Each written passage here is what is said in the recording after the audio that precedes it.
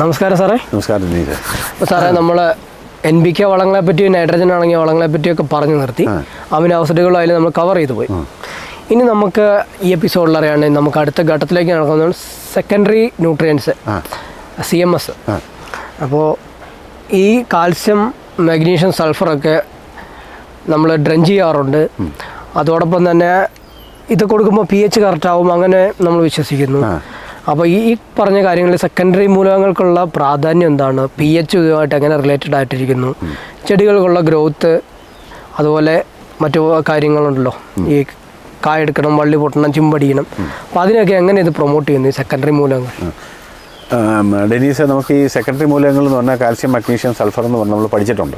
അതിനകത്ത് നമുക്ക് ശരിക്കും പറഞ്ഞു കഴിഞ്ഞാൽ ആൾക്കാർക്കൊരു ധാരണയുണ്ട്, അസിഡിറ്റി മാറ്റാനായിട്ട് നമ്മൾ നോക്കേണ്ടതെന്ന് പറഞ്ഞാൽ നല്ല ഒരു നോർമൽ അസിഡിറ്റി, അതായത് 6 മുകളിൽ pH ആവുകയാണെങ്കിൽ കാൽസ്യം, മഗ്നീഷ്യം, സൾഫർ നമുക്ക് ഈ CMS കോംപ്ലക്സ് അങ്ങനെ പല സാധനങ്ങൾ ഉപയോഗിക്കാം.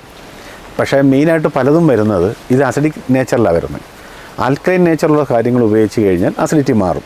അതും നല്ല അസിഡിറ്റി മാറ്റാൻ കുമ്മായം തന്നെ ഉപയോഗിക്കുക. ഇതിനകത്തുനിന്ന് കാൽസ്യമൊക്കെ കിട്ടാനൊരു സമയം പിടിക്കും. പിന്നെ നമുക്ക് ഡോളോമൈറ്റ് ഉണ്ട്, അതിനകത്തുനിന്ന് കിട്ടും, അതൊരു സമയം പിടിക്കും. പിന്നെ കാൽസ്യം, മഗ്നീഷ്യം, സൾഫർ കിട്ടാനായിട്ട് ഇപ്പോൾ അനുകൂലമായിട്ട് നമുക്ക് കൊടുക്കാൻ പറ്റുന്ന ശ്രദ്ധിക്കേണ്ട കാര്യം, അതായത് ആദ്യം അറിയുക, ഈ കാൽസ്യം എന്ന് പറഞ്ഞത് കോശങ്ങളുടെ ആരോഗ്യത്തിനും കോശങ്ങളെ തമ്മിൽ ചേർക്കാനും ഒക്കെ കാൽസ്യം വേണം. അപ്പോൾ നമുക്ക് അത്യാവശ്യമായിട്ട് ഇപ്പോൾ കൊടുക്കേണ്ട കാര്യമാണ്. പ്രത്യേകിച്ച് കാലാവസ്ഥ വേരിയേഷനൊക്കെ വന്നിട്ടുണ്ട്. മഗ്നീഷ്യം എന്ന് പറയുമ്പോഴത്തേക്കും പ്രത്യേകിച്ച് ഹരിതകം അല്ലെങ്കിൽ ചെടിയുടെ പച്ചപ്പ്, ഇതിന് മഗ്നീഷ്യം വേണം. പിന്നെ സൾഫർ വരുന്നുണ്ട്. സൾഫർ എന്ന് പറഞ്ഞു കഴിഞ്ഞാൽ നമ്മുടെ പ്രോട്ടീൻ്റെ നിർമ്മാണത്തിനും നമ്മുടെ ചെടിക്ക് ആരോഗ്യം കൂട്ടാനും ഓയിൽ കണ്ടൻറ്റ് കൂട്ടാനും ഒക്കെ സൾഫർ വേണം. അപ്പോൾ നമ്മൾ പറഞ്ഞ കാൽസ്യം, മഗ്നീഷ്യം, സൾഫർ, CMS അത് ഉപയോഗിക്കേണ്ടവർക്ക് അസിഡിറ്റി കുറയ്ക്കാനായിട്ട് കൊടുക്കുക.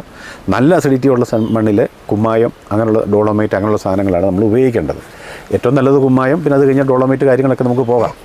പിന്നെ നമുക്ക് കുമ്മായം ഉപയോഗിക്കുന്ന പ്രശ്നങ്ങൾക്കാണ് ഡോളോമൈറ്റ്. ഇത് കഴിഞ്ഞ് നമ്മൾ വരുമ്പോഴത്തേക്കും നമുക്ക് ഇത് ഉപയോഗിക്കാം. ഇതിന് ഉപയോഗിക്കുമ്പം കാൽസ്യവും, മഗ്നീഷ്യവും, സൾഫറും ഒക്കെ കിട്ടുന്ന സാധനങ്ങൾ അത് ശരിക്കും പറഞ്ഞാൽ ഫെർട്ടിലൈസർ കീഴിൽ തന്നെ വരുന്നതാണ്. ആ വരുമ്പോഴത്തേക്കും ഞാനിപ്പം വർഷങ്ങളായിട്ട് നമ്മൾ പലയിടത്തും റെക്കമെൻഡ് ചെയ്യുന്നു, നമ്മുടെ അനുഭവത്തിൽ ബോധ്യപ്പെട്ട ഒരു കാര്യമുണ്ട്, കാൽജെറ്റ് എന്ന് പറയും. അത് കാൽസ്യം ഉണ്ട്, മഗ്നീഷ്യം ഉണ്ട്, സൾഫറുണ്ട്, പിന്നെ അതിനകത്ത് മൈക്രോ ന്യൂട്രിയൻസും ഉണ്ട്, വേറെ കുറേ കാര്യങ്ങളും ചേർന്നിട്ടുണ്ട്. അത് സ്പ്രേ ചെയ്ത് കൊടുക്കാൻ ചേരുന്ന മരുന്നുകളോ കുമിളനാശിനികളോ ഉണ്ട്. അതിനിപ്പോൾ സ്പ്രേ ചെയ്യാനും ഡ്രഞ്ച് ചെയ്യാനും നല്ല റിസൾട്ടാണ്. അതായത് നല്ല റിസൾട്ട് എന്ന് പറഞ്ഞു കഴിഞ്ഞാൽ നമ്മൾ പലരും ചെയ്ത് ബോധ്യമുള്ള പല ആൾക്കാരും ഉണ്ട്. നമുക്ക് പ്രത്യേകിച്ച് പറയേണ്ട ഒരു പ്രോഡക്റ്റ് അല്ല. സിമിലർ പ്രോഡക്റ്റ് എനിക്ക് അറിയാത്തതുകൊണ്ടാണ് ഞാൻ എൻ്റെ പേര് പറഞ്ഞത് കേട്ടോ. വേറെ പല പ്രോഡക്റ്റുകൾ കാണാം, അങ്ങനെ ഉണ്ടെങ്കിൽ അത് ഉപയോഗിക്കാം. പിന്നെ അതല്ലാതെ ഇത് ഒഴിച്ചു കൊടുക്കാനും സ്പ്രേ ചെയ്ത് കൊടുക്കാനും നല്ലൊരു പ്രോഡക്റ്റാണ് കാൽജെറ്റ് എന്ന് പറഞ്ഞത്. അത് വിക്ടസ് എന്ന് പറഞ്ഞൊരു കമ്പനിയുടെ പ്രോഡക്റ്റാണ്. നമുക്ക് വർഷങ്ങളായിട്ട് ഇപ്പോൾ ഒരു 5-10 വർഷമായിട്ട് നമ്മൾ അനുഭവത്തിലുള്ളതാണ്. പിന്നെ ഉപയോഗിക്കുക. ഇത് ഫെർട്ടിലൈസർ കീഴിലുള്ള സാധനമാണ്. സംഭവം അസിഡിക്കാണ്. നിങ്ങളത് നോക്കുക. നിങ്ങൾക്ക് ഉപയോഗിക്കാൻ പറ്റുന്ന തീവ്രമായിട്ട് മഴയുള്ളപ്പോഴല്ല, മഴ കുറവുള്ള സമയത്ത് ഏത് സമയത്ത് സ്പ്രേ ചെയ്യുകയും ചെയ്യാം, നിങ്ങൾക്ക് ഒഴിച്ചു കൊടുക്കുകയും ചെയ്യാം. ഇത് മറ്റേ സൈഡ് എഫക്റ്റോ കാര്യങ്ങളോ അഴുകുന്നൊരു സ്ഥലത്ത് കൊണ്ട് ഇത് കൊടുത്തിട്ട് പറയരുത്. അല്ലാത്ത സ്ഥലത്ത് ഉപയോഗിക്കാൻ നല്ല സാധനങ്ങളാണ്. മറ്റ് ഉൽപ്പന്നങ്ങൾക്കൊപ്പം കോപ്പർ ഫംഗിസൈഡ് ഒഴിച്ചുള്ള ഉൽപ്പന്നങ്ങൾക്കൊപ്പം ഉപയോഗിക്കുകയും ചെയ്യാം.